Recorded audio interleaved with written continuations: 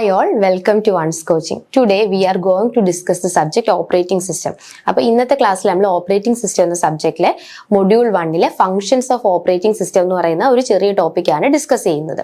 അപ്പോൾ നമുക്ക് എന്തൊക്കെയാണ് ഫങ്ഷൻസ് ഓഫ് ഓപ്പറേറ്റിംഗ് സിസ്റ്റം എന്ന് നോക്കാം. അപ്പോൾ നമുക്കറിയാം ഓപ്പറേറ്റിംഗ് സിസ്റ്റം എന്ന് പറഞ്ഞാൽ എന്താണ്? Operating system is actually an interface between the user and the hardware. അതായത് നമ്മുടെ ഒരു യൂസർക്ക് ഒരു ഹാർഡ്വെയറുമായിട്ട് നമുക്കൊരു ഇന്ററാക്ഷൻ വരണമെങ്കിൽ അല്ലെങ്കിൽ ഒരു ഇന്റർഫേസ് ക്രിയേറ്റ് ചെയ്ത് കൊടുക്കുക എന്നുള്ളതാണ് ആരുടെ ഡ്യൂട്ടി? നമ്മുടെ ഓപ്പറേറ്റിംഗ് സിസ്റ്റത്തിന്റെ duty. So operating system is actually act as an intermediary between the user and the computer. അപ്പൊ യൂസറും കമ്പ്യൂട്ടറും തമ്മിലുള്ള ഒരു ഇന്ററാക്ഷൻ പ്രൊവൈഡ് ചെയ്യുക എന്നുള്ളതാണ് നമ്മുടെ ഓപ്പറേറ്റിംഗ് സിസ്റ്റത്തിന്റെ മെയിൻ ഫംഗ്ഷൻ. സോ നമുക്ക് പലതരത്തിലുള്ള ഓപ്പറേറ്റിംഗ് സിസ്റ്റം ഉണ്ട്. നമുക്ക് വിൻഡോസ് ഓപ്പറേറ്റിംഗ് സിസ്റ്റം ഉണ്ട്, യുണിക്സ് ഓപ്പറേറ്റിംഗ് സിസ്റ്റം ഉണ്ട്, ലിനക്സ് ഓപ്പറേറ്റിംഗ് സിസ്റ്റം ഉണ്ട്, ഫോണിൽ യൂസ് ചെയ്യാൻ ആൻഡ്രോയിഡ് ഓപ്പറേറ്റിംഗ് സിസ്റ്റം ഉണ്ട്, ആപ്പിൾ ഫോണിലാണെങ്കിൽ iOS ഉണ്ട്. അങ്ങനെ പലതരത്തിലുള്ള ഓപ്പറേറ്റിംഗ് സിസ്റ്റംസ് നമുക്ക് അവൈലബിൾ ആണ്. അപ്പൊ നമുക്ക് എന്തൊക്കെയാണ് ഫങ്ഷൻസ് ഓഫ് ഓപ്പറേറ്റിംഗ് സിസ്റ്റം എന്ന് നോക്കാം. സോ ഓപ്പറേറ്റിംഗ് സിസ്റ്റത്തിലെ മെയിൻ ആയിട്ട് നമുക്ക് 5 ഫങ്ഷൻസ് ആണുള്ളത്. ഏതൊക്കെയാണ്? First one memory management, second one process management, third one file management, fourth one device management and last security. അപ്പം എന്തൊക്കെയാണ് 5 ഫങ്ഷൻസ്? ഇത് വളരെയധികം ഇമ്പോർട്ടന്റ് ആയിട്ട് ഷുവർ ആയിട്ട് യൂണിവേഴ്സിറ്റിക്ക് ചോദിക്കാൻ പറ്റിയ ക്വസ്റ്റ്യൻ ആണ് functions of operating system. So first ഇത് memory management, second one process management, third one file management, fourth device management, fifth one security. Okay, അപ്പൊ നമുക്ക് എന്താ നോക്കാം. ഫങ്ഷൻസ് ഓഫ് ഓപ്പറേറ്റിംഗ് സിസ്റ്റത്തിലെ ആദ്യത്തേത് പ്രോസസ് മാനേജ്മെന്റ് ആണ്. Process management in operating system is about managing process. Process എന്ന് പറഞ്ഞാൽ നമ്മളുടെ എന്താണ്, ഒരു പ്രോഗ്രാം എക്സിക്യൂഷൻ സ്റ്റേറ്റിലായിരിക്കുന്നതിനെയാണ് നമ്മൾ എന്ത് പറയുന്നത്? പ്രോസസ് എന്ന് പറയുന്നത്. അതായത് എക്സിക്യൂട്ട് ചെയ്തുകൊണ്ടിരിക്കുന്ന ഒരു പ്രോഗ്രാമിനെ നമ്മൾ വിളിക്കുന്ന പേരെന്താണ്? പ്രോസസ് എന്നാണ് വിളിക്കുന്നത്. ആ പ്രോസസ്സിന് നമുക്ക് പല സ്റ്റേജുകളുണ്ട്. അതായത് ആ പ്രോസസ്സ് ക്രിയേറ്റ് ചെയ്യുന്നതാണ് ആദ്യത്തെ സ്റ്റേജ്. പിന്നെ അതിന് നമുക്ക് എക്സിക്യൂഷൻ ചെയ്യണമല്ലോ. ആ എക്സിക്യൂഷൻ ചെയ്യുമ്പോഴാണ് നമ്മൾ അതിനെ എന്ത് വിളിക്കുന്നത്? ഒരു പ്രോഗ്രാമിനെ എക്സിക്യൂഷൻ ഫേസിൽ അല്ലെങ്കിൽ റൺ ചെയ്തുകൊണ്ടിരിക്കുമ്പോഴാണ് പ്രോസസ് എന്ന് വിളിക്കുന്നത്. അപ്പം ആ പ്രോസസ്സ് റെഡി സ്റ്റേറ്റിൽ, അതുപോലെ തന്നെ റണ്ണിങ് സ്റ്റേറ്റ്, അതുപോലെ തന്നെ വെയിറ്റ് സ്റ്റേറ്റ്, ടെർമിനേറ്റഡ് സ്റ്റേറ്റ്, ഇങ്ങനെയാണ് നമ്മുടെ പ്രോസസ്സിന്റെ 5 സ്റ്റേറ്റ് വരുന്നത്. ഇതിനെക്കുറിച്ച് പ്രോസസ് എന്ന് പറഞ്ഞ സെക്ഷനിൽ ഡീറ്റെയിൽഡ് ആയിട്ട് പഠിക്കാനുണ്ട്. സോ അപ്പൊ ഇതൊക്കെയാണ് നമ്മുടെ പ്രോസസ് സ്റ്റേറ്റ് അല്ലെങ്കിൽ പ്രോസസ് മാനേജ്മെന്റ് എന്ന് പറയുന്നത്. ഇതെന്താണ് കാണിച്ചേക്കുന്നത്? Life cycle of a process. Life cycle of a process ആണ് പറഞ്ഞേക്കുന്നത്. അതായത് ഒരു പ്രോസസ്സിന്റെ സ്റ്റാർട്ട് സ്റ്റേജ് മുതൽ ആ പ്രോസസ്സ് ടെർമിനേറ്റ് ആവുന്ന സ്റ്റേറ്റ് വരെയാണ് ഈ പ്രോസസ് മാനേജ്മെന്റിനകത്ത് പറയുന്നത്. ഇതാണ് actually one of the main function of operating system. ഇപ്പോൾ ഒരു പ്രോസസ് P1 എന്ന് പറയുന്ന ഒരു പ്രോസസ് സ്റ്റാർട്ടായി, അതിനെ നമ്മൾ എന്ത് ചെയ്തു? റെഡി സ്റ്റേറ്റിലേക്ക് കൊണ്ടുവച്ചു. എന്നിട്ട് എന്ത് ചെയ്യും? അതിനെ നമ്മൾ റണ്ണിങ് സ്റ്റേറ്റിലേക്ക് കൊണ്ടുവന്നു. അപ്പൊ ഇവിടെ എന്ത് ചെയ്യും? ആ പ്രോസസ് P1 റൺ ചെയ്യും. എന്നിട്ട് നോർമലി ഉള്ള കേസ് ആണെങ്കിൽ അത് എക്സിറ്റ് ചെയ്യും. അതായത് അതിന്റെ റണ്ണിങ് ആഫ്റ്റർ എക്സിക്യൂഷൻ ആ പ്രോസസ്സ് സ്റ്റോപ്പ് ചെയ്തു. അതാണ് ടെർമിനേറ്റഡ് സ്റ്റേറ്റ്, സ്റ്റോപ്പ് ചെയ്തു. ഇനി ഇപ്പൊ ഈ പ്രോസസ്സ് P1 റൺ ചെയ്തുകൊണ്ടിരിക്കുന്നതിന്റെ ഇടയിൽ വേറെ ഒരു പ്രയോറിറ്റി കൂടി ഒരാൾ വരുവാണ്. അപ്പൊ P2 എന്ന് പറഞ്ഞ പ്രയോറിറ്റി കൂടി ഒരാൾ വന്നാല് ഈ P1 എന്ത് ചെയ്യും? അതിന്റെ എക്സിക്യൂഷൻ സ്റ്റോപ്പ് ചെയ്തിട്ട് ഈ P1 എങ്ങോട്ട് കൊണ്ടുവയ്ക്കും? ഇവിടെ കൊണ്ടുവയ്ക്കും. അപ്പൊ ആരാ വർക്ക് ചെയ്യുന്നത്? പിന്നെ P2 അല്ലേ പ്രയോറിറ്റി കൂടിയത്. P2നെ എന്ത് ചെയ്യും? P2നെ റണ്ണിങ് സ്റ്റേറ്റിലോട്ട് കൊണ്ടുവയ്ക്കും. P2ന്റെ എക്സിക്യൂഷൻ എന്ത് ചെയ്യും? P2 സ്റ്റോപ്പ് ചെയ്യും. P2 കംപ്ലീറ്റ് ചെയ്തു. എന്ത് ചെയ്തു? കംപ്ലീറ്റ് ചെയ്തു അതിന്റെ എക്സിക്യൂഷൻ. എന്നിട്ട് P1 എന്ത് ചെയ്യും? P1 ഫുൾ ആയിട്ട് കംപ്ലീറ്റ് ആയിട്ടില്ല. അപ്പൊ P1നെ വീണ്ടും P2 സ്റ്റേജിലേക്ക് വെക്കും. എന്നിട്ട് അതിനെ ടെർമിനേഷൻ സ്റ്റേജിലേക്ക് കൊണ്ടുവരും. ഇങ്ങനെയാണ് നമ്മളുടെ ഒരു പ്രോസസ് മാനേജ്മെന്റിൽ നടക്കുന്നത്. ഇതാണ് പ്രോസസ് മാനേജ്മെന്റ് ലൈഫ് സൈക്കിൾ. ഇത് പ്രോസസ് എന്ന് പറഞ്ഞ സെക്ഷനിൽ പഠിക്കാനുണ്ട്. ഇനി അടുത്തത് അതിന്റെ ഫങ്ഷൻസ് എന്തൊക്കെയാണ്? പ്രോസസ് മാനേജ്മെന്റിൽ ഷെഡ്യൂളിംഗ്, അതായത് CPU, അതായത് നമുക്ക് പലതരത്തിലുള്ള ഷെഡ്യൂളിംഗ് അൽഗോരിതംസ് ഉണ്ട്. First come first serve, shortest job first, round robin എന്നൊക്കെ പറഞ്ഞ പല ഷെഡ്യൂളിംഗ് അൽഗോരിതംസ് ഉണ്ട്. അപ്പൊ ആ ഷെഡ്യൂളിംഗ് അൽഗോരിതത്തിനനുസരിച്ച് ഏത് പ്രോസസ്സാണ് എക്സിക്യൂട്ട് ചെയ്യേണ്ടത് എന്ന് തീരുമാനിക്കുന്നത് ആരാണ്? ഈ ഷെഡ്യൂളർ ആണ്. ഓക്കെ, നമുക്ക് ഏത് പ്രോസസ്സാണ് അടുത്തത് എക്സിക്യൂട്ട് ചെയ്യേണ്ടത്? ഇപ്പോൾ ഒരെണ്ണം എക്സിക്യൂട്ട് ചെയ്തു, അടുത്ത പ്രയോറിറ്റി കൂടുതലാണെങ്കിൽ അടുത്ത് എക്സിക്യൂട്ട് ചെയ്യണം. അപ്പം ഏതാണ് എക്സിക്യൂട്ട് ചെയ്യേണ്ടതെന്ന് തീരുമാനിക്കുന്നത് ഈ ഷെഡ്യൂളർ ആണ്. ഓക്കെ, അടുത്തതാണ് synchronization. Ensure orderly execution using lock semaphore monitor to, അതായത് നമ്മൾ ഇപ്പം വേറെ ഒരാൾ ഒരു റിസോഴ്സ് യൂസ് ചെയ്തുകൊണ്ടിരിക്കുക, അപ്പൊ അടുത്ത ആൾ വരുമ്പം അയാൾ എന്ത് മനസ്സിലാക്കണം, ഇത് വേറൊരാൾ യൂസ് ചെയ്തുകൊണ്ടിരിക്കുകയാണ്, ഈ റിസോഴ്സ് എനിക്കിപ്പോൾ യൂസ് ചെയ്യാൻ പറ്റില്ല എന്നുള്ളത്. അപ്പൊ അതിനെയാണ് നമ്മൾ സിങ്ക്രണൈസേഷൻ എന്ന് പറഞ്ഞത്. അതായത് ഒരാൾ യൂസ് ചെയ്ത് കഴിഞ്ഞ് അയാളുടെ ഉപയോഗം കഴിഞ്ഞതിന് ശേഷം മറ്റേ ആ റിസോഴ്സ് യൂസ് ചെയ്യാൻ പറ്റുള്ളൂ. അപ്പൊ ഈ പ്രോസസ്സ് തമ്മിലൊന്ന് സിങ്ക് ഇല്ലെങ്കിൽ നമുക്കിത് പോസിബിൾ അല്ല. അപ്പൊ അതുകൊണ്ടാണ് synchronization. Next one, deadlock handling. Detect and prevent situation where process wait for other for resource. അതായത് ഈ പ്രയോറിറ്റി കൂടിയ ആളുകൾ ഇങ്ങനെ ഇപ്പൊ നമുക്ക് സപ്പോസ് ABCD എന്ന് പറഞ്ഞ 4 പ്രോസസ് ഉണ്ട്. ഈ Aയും Bയും CDയും ഒക്കെ ഹൈ പ്രയോറിറ്റിയാ, D മാത്രം ലോ പ്രയോറിറ്റി. അപ്പൊ Aയും Bയും Cയും പെട്ടെന്ന് തന്നെ എക്സിക്യൂഷൻ കംപ്ലീറ്റ് ചെയ്യും. പിന്നെ Eയും Fഉം ഒക്കെ വരുമ്പോഴത്തേക്കും അവരും ഹൈ പ്രയോറിറ്റി ആയിട്ട് അവരും ഒക്കെ കംപ്ലീറ്റ് ചെയ്യും. അപ്പൊ ഈ D എന്ന് പറഞ്ഞ ലോ പ്രയോറിറ്റി ഉള്ള ആൾ ഇങ്ങനെ നിന്ന് പോകും. അതിനെയാണ് ഡെഡ് ലോക്ക് സിറ്റുവേഷൻ എന്ന് പറയുന്നത്. അപ്പൊ അത് വരാതിരിക്കാനും ഒക്കെ ആര് ഹെൽപ്പ് ചെയ്യും? ഈ പ്രോസസ് മാനേജ്മെന്റ് ഹെൽപ്പ് ചെയ്യും. അടുത്തത് ഇന്റർ പ്രോസസ് കമ്മ്യൂണിക്കേഷൻ. അതെന്ന് പറഞ്ഞാൽ നമ്മൾ പ്രോസസ്സുകൾ തമ്മിലുള്ള കമ്മ്യൂണിക്കേഷൻ പോസിബിൾ ആക്കുന്നതും ആരാണ്? ഓപ്പറേറ്റിംഗ് സിസ്റ്റം ആണ്. അപ്പൊ ഇത്രയും കാര്യങ്ങളാണ് ഈ പ്രോസസ് മാനേജ്മെന്റിനകത്ത് വരുന്നത്. Scheduling, synchronisation, deadlock handling and Inter process communication. ഇനി അടുത്തത് സെക്കൻഡ് ഫംഗ്ഷൻ എന്താണ്? മെമ്മറി മാനേജ്മെന്റ് ആണ്. അപ്പൊ ഈ ഓരോ ഫംഗ്ഷൻസും ഓരോ മൊഡ്യൂളായിട്ട് ഡീറ്റെയിൽഡ് ആയിട്ട് പറയുന്നുണ്ട്. ഇപ്പൊ നമ്മൾ ജസ്റ്റ് എന്തൊക്കെയാണ് ഫംഗ്ഷൻസ്, അതിന്റെ മെയിൻ പോയിന്റ്സ് എന്തൊക്കെയാണെന്നാണ് ഡിസ്കസ് ചെയ്യുന്നത്. സോ മെമ്മറി മാനേജ്മെന്റിനകത്ത് നമുക്ക് 2 ടൈപ്പ് ഓഫ് മെമ്മറി ഉണ്ട്. മെയിൻ മെമ്മറി ഉണ്ട്, സെക്കൻഡറി മെമ്മറി ഉണ്ട്. മെയിൻ മെമ്മറി എന്ന് പറഞ്ഞാൽ ഒരു ടെമ്പററി മെമ്മറിയാണ്. ഈ മെയിൻ മെമ്മറിയാണ് ഈ CPU ആയിട്ട് കണക്ട് ചെയ്തേക്കുന്നത്. ഓക്കെ, അപ്പൊ CPUവിൽ എന്തൊക്കെ ഡേറ്റയുണ്ട്? നമ്മളുടെ ടെമ്പററി ആയിട്ടുള്ള ഡേറ്റാസ് എല്ലാം എവിടെയാണുള്ളത്? മെയിൻ മെമ്മറിയിലാണുള്ളത്. അപ്പൊ നമ്മൾ CPU ആയിട്ട് ഡയറക്റ്റ് കണക്ഷൻ ഉണ്ട്.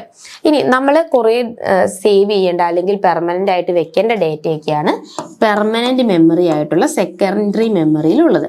ഇത് എന്ത് മെമ്മറിയാണ്? പെർമനന്റ് മെമ്മറിയാണ്. അപ്പൊ വൺസ് നമ്മൾ ഈ ഡേറ്റ ഒരുപാട് കാലം സൂക്ഷിച്ച് വെക്കേണ്ടതൊക്കെ ആണെങ്കിൽ നമ്മളത് എങ്ങോട്ട് സ്റ്റോർ ചെയ്യും? ഈ സെക്കൻഡറി മെമ്മറിയിലേക്ക് സ്റ്റോർ ചെയ്യും. ഓക്കെ, ഇനി ആവശ്യമുള്ള സമയത്ത് CPU എപ്പോഴാണോ ആവശ്യപ്പെടുന്നത് നമ്മൾ ആദ്യം ഈ മെയിൻ മെമ്മറി നോക്കും. ആ ഡേറ്റ ഇല്ലെങ്കിൽ അത് സെക്കൻഡറി മെമ്മറി പോയിട്ട് ആ ഡേറ്റ മെയിൻ മെമ്മറി കൊണ്ടുവരും. മെയിൻ മെമ്മറി അത് CPUവിലേക്ക് കൊടുക്കും. ഓക്കെ, ഇങ്ങനെയാണ് ആ മെമ്മറി സ്റ്റോറേജ് നടക്കുന്നത്. അപ്പൊ എങ്ങനെയാണ്? CPU ആയിട്ട് ഡയറക്റ്റ് ഇന്ററാക്ഷൻ ഉള്ളത് മെയിൻ മെമ്മറിക്കാണ്. ഇപ്പൊ എന്തെങ്കിലും ഒരു ഡേറ്റ സെക്കൻഡറി മെമ്മറിയിലാണ് സ്റ്റോർ ചെയ്യുന്നതെങ്കിൽ ആ ഡേറ്റ ആവശ്യമുള്ളപ്പോൾ അത് സെക്കൻഡറി മെമ്മറിയിൽ നിന്ന് എടുത്ത് മെയിൻ മെമ്മറി കൊണ്ടുവരും. എന്നിട്ട് അത് CPUവിലേക്ക് കൊടുക്കും CPU ആവശ്യപ്പെടുമ്പോൾ. ഇങ്ങനെയാണ് ഒരു മെമ്മറി മാനേജ്മെന്റ് നടക്കുന്നത്. ഇനി ആക്ടിവിറ്റീസ് എന്തൊക്കെയാണ്? Memory management activities: allocation and D allocation, assign and free memory as need. അതായത് മെമ്മറി അസൈൻ ചെയ്യുകയും അത് ആ എക്സിക്യൂഷൻ കഴിയുമ്പോൾ മെമ്മറിയെ ഫ്രീ ആക്കുകയും ചെയ്യുന്നത് മെമ്മറി മാനേജ്മെന്റ് യൂണിറ്റ് ആണ്. ഇനി പ്രൊട്ടക്ഷൻ, അതായത് ഒരാൾ യൂസ് ചെയ്തുകൊണ്ടിരിക്കുന്ന ആള് മെമ്മറി വേറൊരാൾ ഉപയോഗിക്കാതിരിക്കാനായിട്ടുള്ള പ്രൊട്ടക്ഷൻ കൊടുക്കുന്നുണ്ട്. അടുത്തത് വിർച്വൽ മെമ്മറി. വിർച്വൽ മെമ്മറി എന്ന് പറഞ്ഞാൽ യൂസസ് ഡിസ്ക് സ്പേസ്, അതായത് നമുക്ക് മെമ്മറി തീർന്ന എക്സ്ട്രാ നമ്മൾ സ്പേസ് വിർച്വൽ മെമ്മറിയിലൂടെ ക്രിയേറ്റ് ചെയ്ത് നമുക്ക് ആ ഡേറ്റാസ് സ്റ്റോർ ചെയ്യാൻ വേണ്ടിയിട്ട് ക്രിയേറ്റ് ചെയ്ത് കൊടുക്കുന്നുണ്ട്. അടുത്തത് fragmentation handling, reduce wasted space through compaction. അതായത് നമ്മളുടെ വേസ്റ്റ് ആയിട്ടുള്ള സ്പേസുകൾ, അതായത് ഇപ്പോൾ കുറേ മെമ്മറി യൂസ് ചെയ്തതിൻ്റെ ഇടയിലുള്ള സ്പേസുകളൊന്നും യൂസ് ചെയ്തിട്ടില്ലെങ്കിൽ അതൊക്കെ വേസ്റ്റ് മാക്സിമം കുറച്ച് മാക്സിമം സ്പേസുകൾ യൂസ് ചെയ്യാനായിട്ട് ഇത് സഹായിക്കും. ഇനി disk management, handle file storage, free space, disk scheduling and backup. File store ചെയ്യാനും ഫ്രീ ആയിട്ടുള്ള സ്റ്റോറേജുകൾ കണ്ടുപിടിക്കാനും ഡിസ്ക് ഇതുപോലെ തന്നെ ഷെഡ്യൂൾ ചെയ്യാൻ, ഏത് ഡിസ്ക് ആണ് അല്ലെങ്കിൽ ഏത് പ്രയോറിറ്റി കൂടിയുള്ള ഡിസ്ക് ഷെഡ്യൂളിംഗ് നടക്കാനും ഒക്കെ ഡിസ്ക് മാനേജ്മെന്റ് ഹെൽപ്പ് ചെയ്യും. അപ്പൊ ഇത്രയും കാര്യങ്ങളാണ് മെമ്മറി മാനേജ്മെന്റിന്റെ ആക്ടിവിറ്റീസ് ആയിട്ട് വരുന്നത്. ഇനി അടുത്തതാണ് ഫയൽ സിസ്റ്റം മാനേജ്മെന്റ്.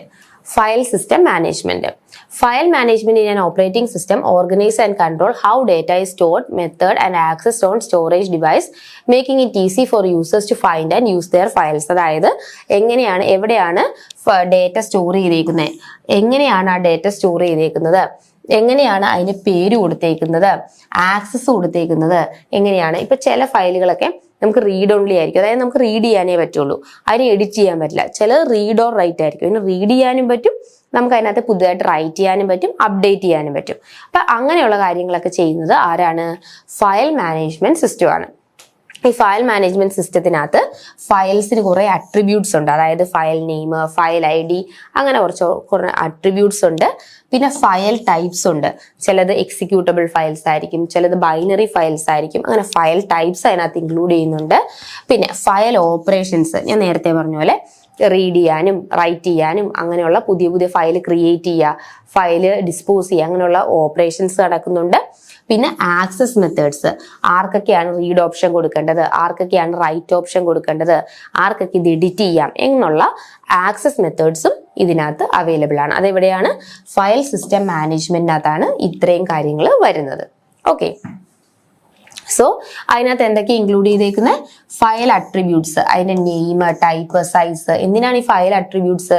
ആ ഫയൽ ഏതാന്ന് ഐഡന്റിഫൈ ചെയ്യാൻ. ഇപ്പം നമുക്ക് എല്ലാവർക്കും ഓരോ അട്രിബ്യൂട്ട്സ് ഉണ്ട്. ഇപ്പം എൻ്റെ അട്രിബ്യൂട്ട്സ് എന്ന് പറഞ്ഞാൽ എൻ്റെ പേരാണ്, അല്ലെങ്കിൽ എൻ്റെ എംപ്ലോയി ID ആണ്, അല്ലെങ്കിൽ എൻ്റെ അഡ്രസ്സാണ്, ഇതെല്ലാം ആധാർ കാർഡ് നമ്പറാണ്. ഇതെല്ലാം ഒരു അട്രിബ്യൂട്ട്സാണ്. അത് എന്തിനു വേണ്ടിയിട്ടാണ്? എന്നെ ഐഡന്റിഫൈ ചെയ്യാൻ. അതുപോലെ തന്നെയാണ് ഇതിന്റെ പേര്, ടൈപ്പ്, സൈസ്, പെർമിഷൻസ് ഒക്കെ അവരാരാണെന്ന് ഐഡന്റിഫൈ ചെയ്യാൻ വേണ്ടിയിട്ടാണ്. അത് ഏത് ഫയലാണ് ഐഡന്റിഫൈ ചെയ്യാൻ. ഇനി അടുത്ത ഫയൽ ടൈപ്സ്. പലതരത്തിലുള്ള ടെക്സ്റ്റ് ഫയലുകളുണ്ട്, ബൈനറി വാല്യൂസ് ഉള്ള ബൈനറി ഫയൽ ഉണ്ട്, എക്സിക്യൂട്ട് ചെയ്യുമ്പോൾ കിട്ടുന്ന എക്സിക്യൂട്ടബിൾ ഫയൽസ് ഉണ്ട്. അങ്ങനെ പല ടൈപ്പ് ഫയൽസ് ഉണ്ട്.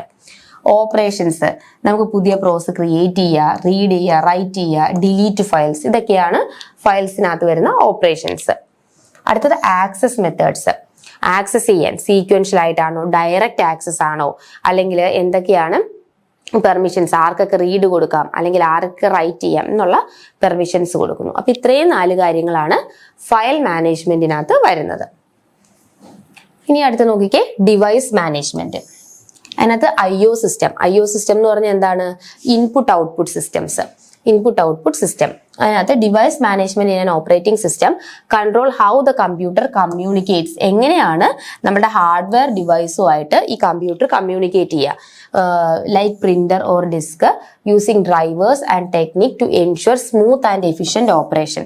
നമ്മുടെ സ്മൂത്ത് ആയിട്ടുള്ള എഫിഷ്യന്റ് ഓപ്പറേഷൻ ഒക്കെ കംപ്ലീറ്റ് ചെയ്യാൻ വേണ്ടിയിട്ട് എങ്ങനെയാണ് നമ്മളുടെ ഈ ഇൻപുട്ട് ഔട്ട്പുട്ട് ഡിവൈസുമായിട്ട് ഈ OS ഇന്ററാക്ട് ചെയ്യുന്നത്, അതിന് വേണ്ടിയിട്ടുള്ളതാണ് നമ്മളുടെ ഡിവൈസ് മാനേജ്മെന്റ്.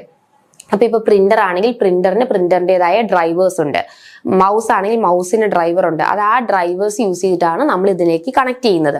അപ്പൊ നമുക്കിപ്പോൾ എന്തെങ്കിലും ഒരു ആപ്ലിക്കേഷൻ പ്രോഗ്രാം അല്ലെങ്കിൽ നമ്മൾ എന്തെങ്കിലും ചെയ്തുകൊണ്ടിരിക്കുകയാണെങ്കിൽ നമുക്ക് പ്രിന്റർ വേണമെങ്കിൽ ഈ പ്രിന്ററിന്റെ ഡ്രൈവറിലേക്കാണ് നമ്മൾ റിക്വസ്റ്റ് കൊടുക്കുന്നത്.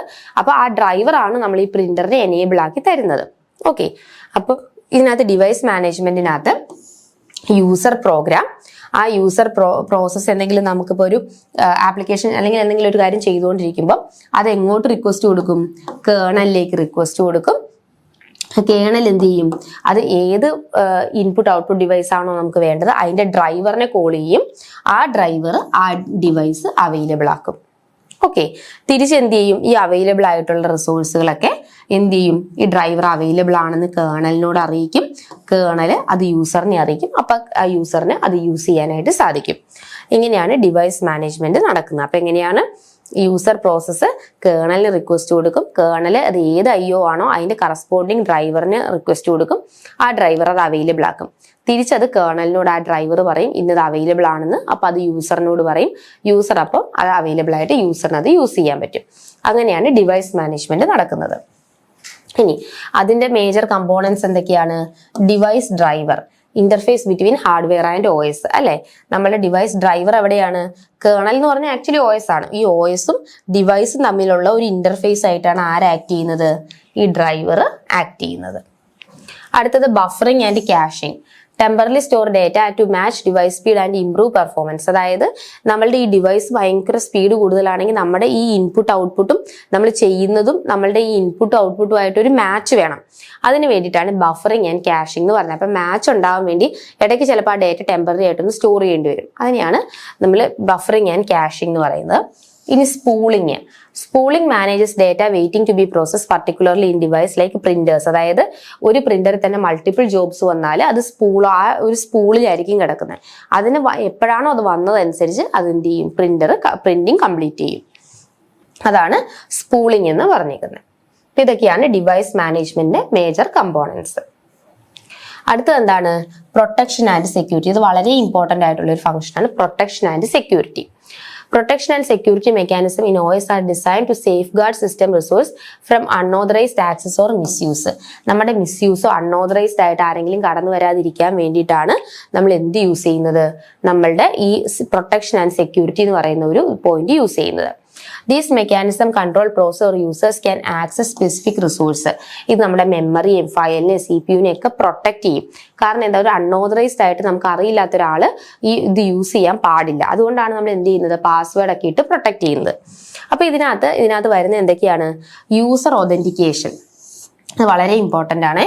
യൂസർ ഒതന്റിക്കേഷൻ എന്ന് പറഞ്ഞാൽ ആരാണോ കറക്റ്റ് യൂസർ അയാൾക്ക് മാത്രമേ അത് എനേബിൾ ചെയ്യാനുള്ള, അതായത് ആ സിസ്റ്റത്തിലേക്ക് എൻ്റർ ചെയ്യാനുള്ള ആക്സസ് കൊടുക്കാവുള്ളൂ. അതാണ് യൂസർ ഒതന്റിക്കേഷൻ. അടുത്തത് റിസോഴ്സ് പ്രൊട്ടക്ഷൻ. നമ്മൾ യൂസ് ചെയ്യുന്ന മെമ്മറി ഫയൽസ് ഒന്നും വേറെ ആൾ കാണാതെ ആ റിസോഴ്സുകളൊക്കെ പ്രൊട്ടക്ട് ചെയ്യുക, അതാണ് റിസോഴ്സ് പ്രൊട്ടക്ഷൻ. ഇനി അടുത്തത് സെക്യൂരിറ്റി എഗനിസ്റ്റ് അറ്റാക്ക്. എന്തെങ്കിലും അറ്റാക്കുകളൊക്കെ വരുവാണെങ്കിൽ, വൈറസ് കയറുമോ, വേംസ് അല്ലെങ്കിൽ ട്രോജൻ എന്നൊക്കെ പറഞ്ഞ ഓരോ അറ്റാക്കുകളാണ്. ഈ അറ്റാക്കുകൾ എന്തെങ്കിലും വന്നാൽ നമ്മുടെ സിസ്റ്റത്തെ എന്ത് ചെയ്യുക, സെക്യൂർ ആക്കി വെക്കേണ്ടത് ഈ OSന്റെ റെസ്പോൺസിബിലിറ്റിയാണ്. അടുത്തത് ആക്സസ് കൺട്രോള്. അതായത് ചിലർക്ക് ആ സിസ്റ്റത്തിൽ ഇപ്പോൾ കോർ പാർട്ടിലേക്കൊന്നും എൻട്രി ചെയ്യേണ്ട കാര്യമില്ല. ചില ഫയലുകളൊക്കെ നമുക്ക് സെൻസിറ്റീവായിട്ട് വെക്കണം, അതായത് ഹൈലി പ്രൊട്ടക്റ്റഡ് ആയിട്ട് വെക്കണമെങ്കിൽ അതിനൊക്കെ നമ്മൾ പ്രത്യേകമായിട്ട് പാസ്വേഡ് ഇട്ട് വെക്കണം. അപ്പം സാധാ ഒരു യൂസർക്ക് അതിനെ എന്ത് ചെയ്യേണ്ട, അതിനെ ആക്സസ് ചെയ്യേണ്ട കാര്യമില്ല. അപ്പം അതാണ് ആക്സസ് കൺട്രോൾ. ഓരോ യൂസറിനനുസരിച്ച് ഏതൊക്കെ അവർക്ക് ഫയൽ ഇൻഫർമേഷൻ എടുക്കാം, ഏതൊക്കെ വേണ്ട എന്നുള്ളത് ഒരു കൺട്രോൾ കൊടുക്കുന്നതാണ് ആക്സസ് കൺട്രോൾ. അപ്പോൾ ഏതൊക്കെയാണ്, user authentication, resource protection, security against attack, access control. അടുത്തത് ആക്സസ് കൺട്രോൾ എന്താണ്, നമ്മൾ നേരത്തെ പറഞ്ഞ പോലെ യൂസറിനെ ലിമിറ്റ് ചെയ്യുക, അതുപോലെ തന്നെ പെർമിഷൻസ് കൊടുക്കുക. ഒതന്റിക്കേഷൻ എന്ന് പറഞ്ഞാൽ എന്താണ്, അവരുടെ പാസ്വേഡോ അല്ലെങ്കിൽ ID എന്തെങ്കിലും വെച്ച് കറക്റ്റ് യൂസർ ആണോ ഈ ഓപ്പറേറ്റിംഗ് സിസ്റ്റം അല്ലെങ്കിൽ നമ്മുടെ സിസ്റ്റം യൂസ് ചെയ്യുന്നതെന്ന് ഐഡന്റിഫൈ ചെയ്യാം. റിസോഴ്സ് പ്രൊട്ടക്ഷൻ എന്ന് പറഞ്ഞാൽ എന്താണ്, ആരെങ്കിലും നമ്മുടെ സിസ്റ്റം മിസ്യൂസ് ചെയ്യുന്നുണ്ടോ, ഫയൽസ് എന്തെങ്കിലും ഹാക്ക് ചെയ്യുന്നുണ്ടോ എന്നൊക്കെ മനസ്സിലാക്കുക. അടുത്തത് സെക്യൂരിറ്റി. നമ്മുടെ ഇതുപോലുള്ള മാൽവെയർ, ഡിനയൽ ഓഫ് സർവീസ് എന്നൊക്കെ പറഞ്ഞ ഓരോ അറ്റാക്കുകൾ, അതുപോലെ നമ്മുടെ ഡേറ്റയൊക്കെ മോഷ്ടിച്ചുകൊണ്ട് പോകാനുള്ള സാധ്യതകളുണ്ട്.